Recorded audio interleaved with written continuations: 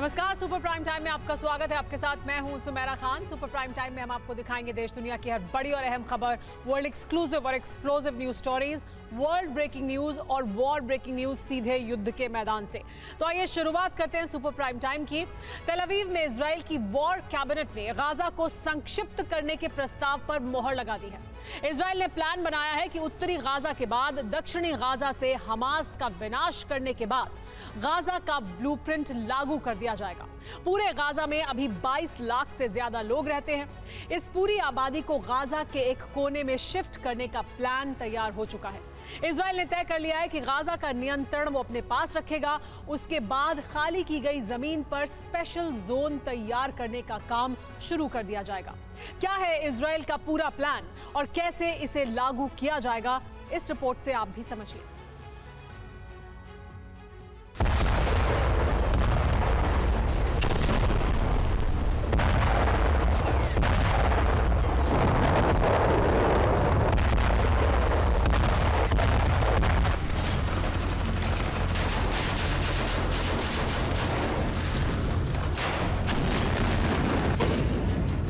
Gaza रण का सबसे भीषण चरण शुरू हो चुका है। इस बार विनाश का केंद्र दक्षिणी गाजा है। यह गाजा का वही हिस्सा है जिसमें हमास के सबसे ज्यादा ठिकाने हैं और इजराइल के ग्राउंड ऑपरेशन के पहले चरण में जहां हमले नहीं किए गए।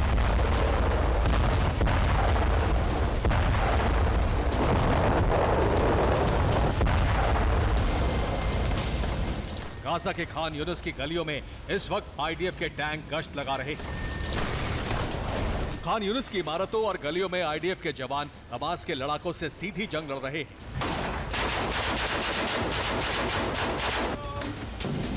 थल सेना से मिले इनपुट के आधार पर इजराइल की वायुसेना खान यूनिस के संदिग्ध हमास ठिकानों पर बमबारी कर रही है।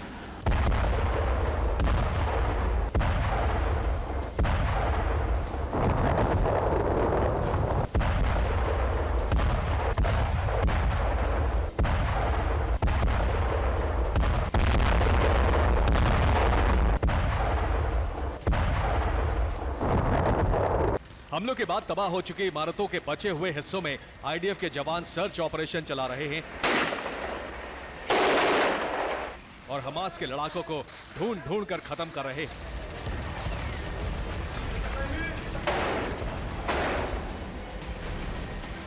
ग्राउंड ऑपरेशन के साथ साथ संपूर्ण गाजा पर विनाशक बम वर्षा जारी है।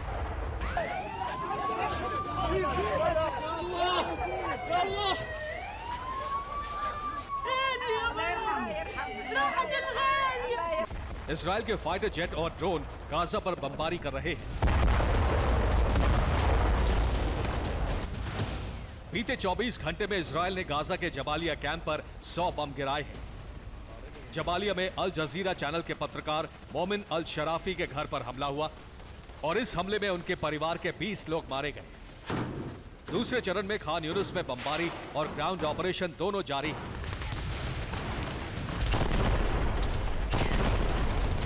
ये गाजा में बमबारी के बाद हुई तबाही की तस्वीरें हैं। खान यूनिस का बड़ा इलाका खंडहर और मलबे में तब्दील हो चुका है। गाजा की स्वास्थ्य व्यवस्था ध्वस्त हो चुकी है और हमलों के बाद गाजा के लोग ट्रक पिकअप जैसी गाड़ियों में मरीजों को अस्पताल पहुंचा रहे हैं।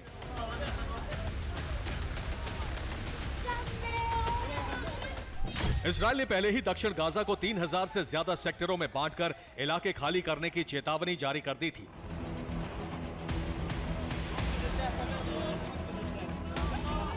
लेकिन गाजा के छोटे से क्षेत्र में बमबारी से अभी भी आम लोगों की जान जा रही है।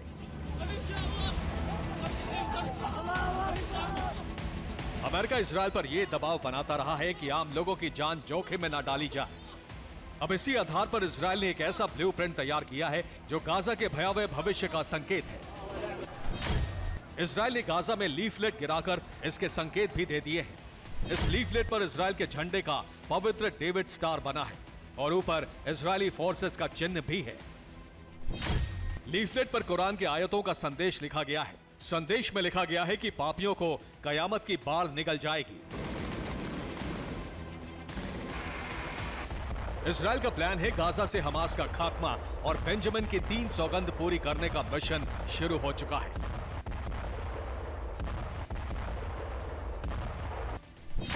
बेंजामिन की पहली सौगंध है हमास का विनाश, जिसका अर्थ है गाजा में युद्ध जारी रहेगा। दूसरी सौगंध है बंधकों की वापसी, जिसका मतलब है सुरंगों को तबाह कर दिया जाएगा। तीसरी सौगंध है गाजा के खतरे का खात्मा, जिसका मतलब है गाजा पर नियंत्रण।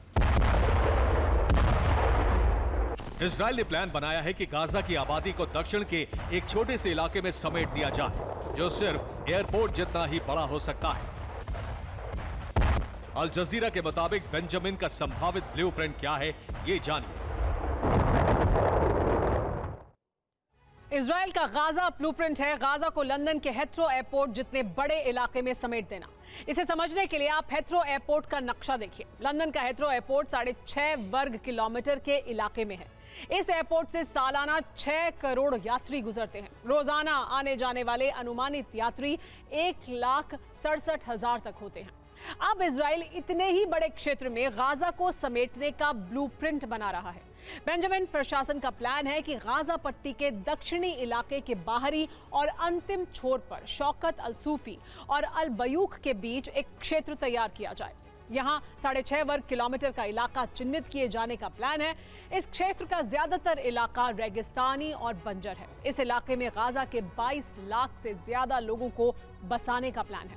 गाजा का बाकी क्षेत्र इजराइल अपने नियंत्रण में ले लेगा और यहां एक अंडरग्राउंड सिटी बनाई जाएगी। इसके साथ ही प्रशासन संभालने के लिए आईडीएफ की छावनियां भी बनाए जाने का प्लान है।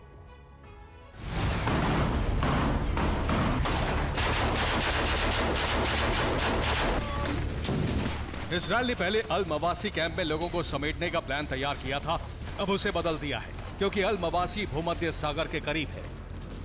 भूमध्य सागर के संसाधनों को ध्यान में रखते हुए इजराइल ने अब गाजा निवासियों को राफा की ओर रेगिस्तान के अल बयूक और शौकत अल सूफी के बीच पहुंचाने की तैयारी की है।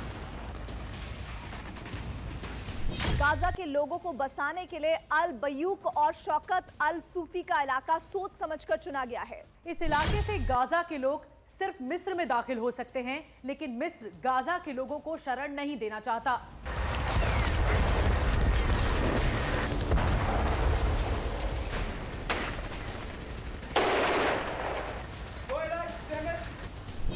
गाजा के खाली इलाके में छावनियों के अंदर डी रेडिकलाइजेशन कैंप भी बनाए जाएंगे। यहां हमास समर्थकों का ब्रेन वॉश कर उन्हें कट्टरपंथ के रास्ते से हटाया जाएगा। इससे गाजा से हमेशा के लिए इजराइल पर खतरा खत्म हो जाएगा। यह प्लान हमास के खात्मे के बाद लागू हो सकता है। जनवरी के अंत तक गाजा से हमास के ठिकाने खत्म करने का लक्ष्य रखा गया है।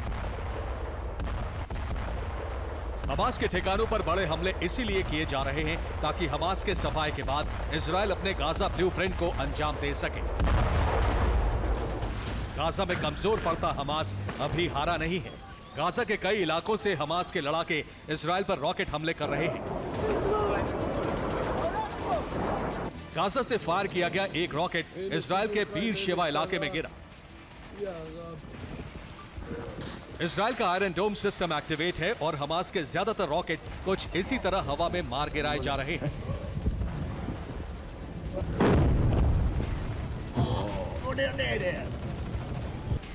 वार पलटवार की जंग में इजराइल का पलड़ा भारी है।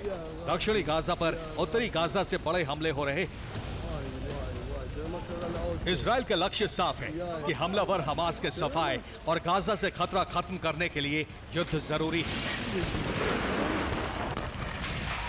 Bureau report, TV9 Bharat.